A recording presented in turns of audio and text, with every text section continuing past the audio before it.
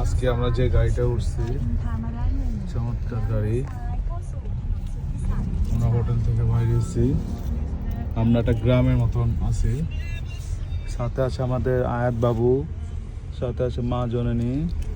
যদিও আয়াত অনেক রাগ করে আছে, আয়াতের এই ব্যাগটার মধ্যে পাসপোর্ট দেওয়া আছে, যদি হারা টারা যায় জন্য পাসপোর্ট দেওয়া আছে। সাথে আছে আমাদের বিলকিস, সাথে আছে আমরা। চমৎকার প্লেস, চমৎকার গাড়ি। আমরা আছি এখন কোথায়? ফায়াথাই। আমরা এই হোটেলটা ছিলাম, অনেক চমৎকার হোটেল। ভিতরে ভূত ভূত ভাব আছে।